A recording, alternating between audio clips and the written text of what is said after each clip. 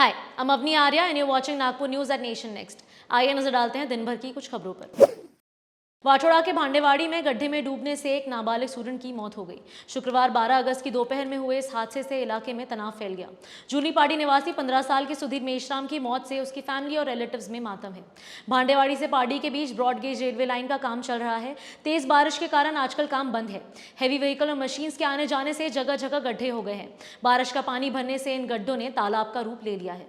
परिसर की झोपड़पट्टी के बच्चे यहाँ खेलने और तैरने के लिए आते हैं। अपने दोस्तों के साथ सुधीर भी तैरने के लिए आया था। इसी दौरान सुधीर पानी में डूब गया, जबकि उसके साथी बाहर निकल आए। सुधीर के साथी उसको डूबते देख शोर मचाने लगे। सूचना देने पर पुलिस और दमकल जवान वहां पहुंच गए। इसी बीच दमकल जवानों ने बोट भी मंगा ली और गोताखोर जगदीश खरे को भी बुला लिया।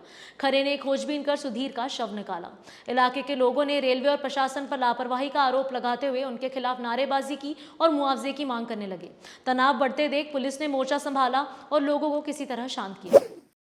संडे 14 अगस्त को नागपुर के उत्साही स्पोर्ट्समैन रन फॉर 75 में दौड़ेंगे। आज़ादी के अमृत महोत्सव के सिलसिले में डिस्ट्रिक्ट स्पोर्ट्स ऑफिसर, एनएसएस और एनसीसी की ओर से जॉइंटली रन फॉर 75 का आयोजन किया गया है। नागपुर के डिस्ट्रिक्ट कलेक्टर विमला आर सुबह 6 बजे स्पोर्ट्स कॉम्प्लेक्स मानकापुर से इस दौड़ को हरी झंडी दिखाएंगी। यह दौड़ पागलखाना चौक, छावनी, सदर, अशोका होटल और फिर उसी रास्ते से वापस मानकापुर लौटेगी। इंडिपेंडेंस डे सेलिब्रेशंस को देखते हुए नागपुर वासियों के लिए हिस्टोरिकल सीताबर्डी फोर्ट 14 और 15 अगस्त को खुला रहेगा। यह किला इंडियन आर्मी के कंट्रोल में है। नागरिकों की एंट्री के लिए नागपुर रेलवे स्टेशन के सामने भर्ती गेट को खोला जाएगा। आम पब्लिक के लिए यह किला सुबह 9 से शाम 4 बजे तक खुला रहेगा। 15 अगस्त इंडिपेंडेंस डे को लेकर सभी का उत्साह चरम पर है। इस वर्ष तो आज़ादी की 75th एनिवर्सरी होने से लोग और भी ज़्यादा जोश में हैं। सभी अपने घरों, गाड़ियों, गलियों, पार्क्स और अन्य पब्लिक पैसेज पर तिरंगा फहराएंगे।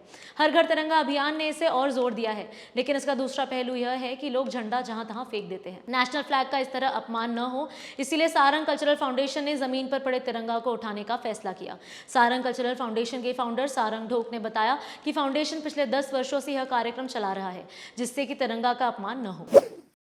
महाराष्ट्र बीजेपी के नए अध्यक्ष चंद्रशेखर बावनकुले ने कहा है कि भाजपा शिंदे गुट के साथ अगला चुनाव लड़ेगी। उन्होंने कहा कि राज्य की 12.5 करोड़ जनता तक बीजेपी को पहुंचाना लक्ष्य है।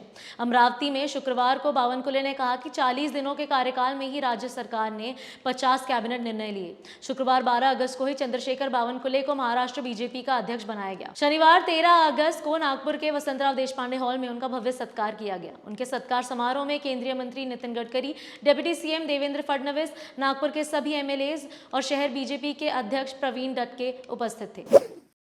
गणपति पूजन के लिए बनाई जा रही 4 फुट से ऊंची प्रतिमाओं का विसर्जन अब शहर से बाहर किया जा सकेगा।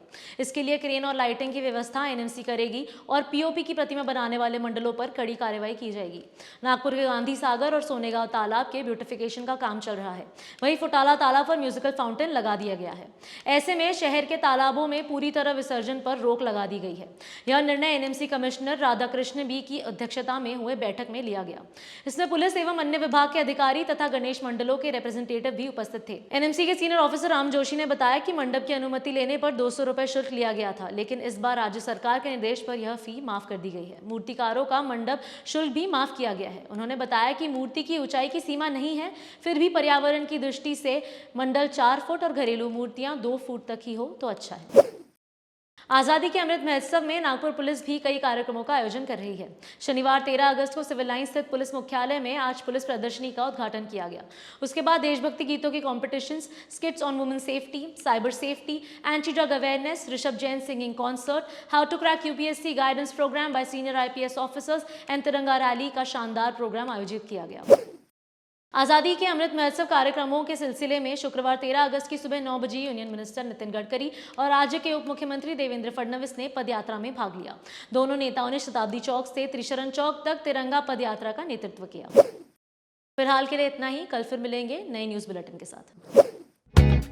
Nation next news hub for new India.